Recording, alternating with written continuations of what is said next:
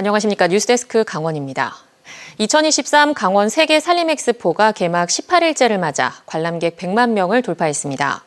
강원 세계 산림 엑스포 주지규에 따르면 오늘 오후 2시 기준 누적 관람객은 100만 2,356명으로 주행사장 41만 명, 부행사장 59만 명을 기록 중이며 일반 관람객이 83.4%였습니다. 엑스포 조직위는 연휴 기간 동안 나들이객들이 몰렸고 고성과 속초, 인제, 양양 4개 시군의 부대 행사와 연계 행사들이 시너지를 크게 발휘하고 있다고 밝혔습니다. 2023 강원 세계 산림 엑스포는 지난달 22일 개막해 이달 22일까지 한 달 동안 열립니다. 용문 홍천 광역철도 사업이 이달 안에 예비타당성 조사 절차를 밟게 될 것으로 전망됩니다. 속도감 있게 추진되기 위해서는 정부를 설득할 전략 마련이 중요합니다. 지금까지 추진 상황과 앞으로의 전망을 백승호 기자가 정리했습니다. 원희룡 국토교통부 장관은 지난달 김진태 지사와 만나 용문 홍천 철도 사업의 예비타당성 조사 신청을 이달 안에 하겠다고 말했습니다. 현재 국토교통부 사전 타당성 용역이 막바지 단계인데 용역 결과와 관계없이 예비 타당성 조사가 신청되면 사업 절차가 한 단계 더 진행되는 셈입니다.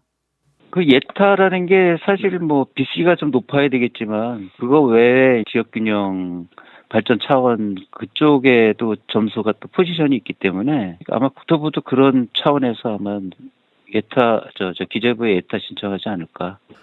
경기도 양평에서 홍천까지 34.1km를 단선으로 잇는 용문 홍천 광역철도. 추정 사업비가 8,537억 원에 달하는 대규모 국책 사업입니다. 지난 2007년 KDI 예비 타당성 조사 결과 BC가 0.4 이하로 경제성이 낮다고 판단됐는데 재작년 정부가 비수도권 광역철도 선도 사업에 포함시키면서 착공 기대감이 높아졌습니다. 용문 홍천 철도 사업은 홍천군의 명운이 걸린 사업이라고 해도 과언이 아닙니다. 철도 유치를 위한 각계의 노력도 계속 이어지고 있습니다. 홍천군은 지역에 철도가 없는 강원도 유일한 자치단체입니다. 지난 20년 동안 홍천군 인구가 8% 줄었는데 열차가 다니는 경기도 양평은 같은 기간 인구가 47% 늘었고 춘천과 원주도 각각 30%와 13%씩 인구가 증가했습니다. 만약 홍천의 수도권과 연결되는 광역철도가 생기면 획기적 변화가 기대됩니다. 앞으로 관건은 정부 설득 전략과 추진 동력 마련입니다. 특히 경제성을 높일 수 있는 방안을 지역에서 발굴해 기재부 설득에 나서야 합니다. 급행 노선을 투입할 경우에 굉장히 BC가 좀 한 15% 이상 높아지는 것으로 저희가 예상을 하고 있는데요. 그렇게 되면 또 홍천에서 서울 수도권까지도 빠른 시간대에 접근할 수 있기 때문에 또 아직 경기도 양평과 합의하지 못한 노선과 추가 역사 신설 문제도 하루빨리 매듭지어야 조기 착공에 힘을 받을 수 있습니다. 기획재정부는 예비 타당성 조사 신청이 들어오면 평가위원회를 거쳐 대상 사업을 선정합니다. 평가가 진행되는 올해 말이 용문 홍천 철도의 분수령이 될 전망입니다. MBC 뉴스 백소입니다. 한중대학교가 폐교한 이후 동해 지역에는 대학이 없어 지역 인재 육성에 어려움이 적지 않습니다. 이 때문에 동해시가 최근 다른 대학들과 협력을 약속하며 빈자리를 메우려는 시도를 이어가고 있습니다. 배연한 기자가 보도합니다. 지난 2018년 2월 동해시의 유일한 대학인 한중대학교가 설립자의 횡령 문제와 교육부의 저조한 평가 결과 등으로 인해 결국 문을 닫았습니다. 지역 학생들의 진학의 길이 좁아지고 지역 관련 연구 활동도 어려워졌을 뿐만 아니라 건물과 부지 활용 문제는 여전히 고민거리로 남아 있습니다. 대학이 없는 도시인 동해시가 다른 지역 대학들과의 업무 협력을 통해 지역 인재 육성과 산업 생태계 조성 등을 추진해 나간다는 계획입니다.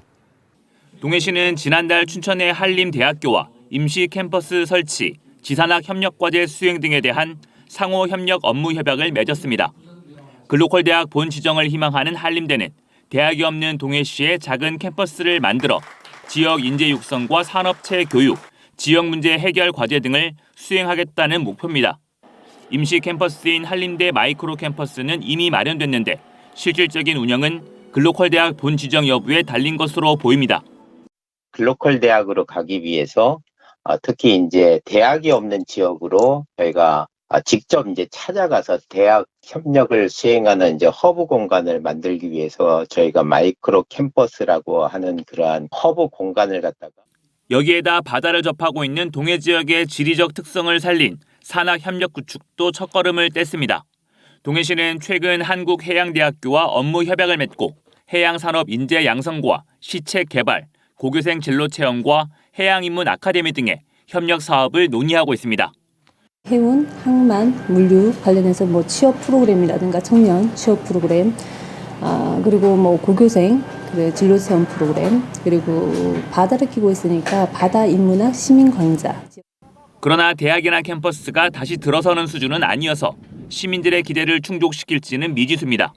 다른 대학들과의 협력을 강화하며 지역 발전의 토대를 마련하려는 동해시의 행보에 관심이 모아지고 있습니다. MBC 뉴스 배현환입니다. 폐광 지역 4개 시군 운탕고도에 쉽게 접근할 수 있는 관광열차가 운행합니다.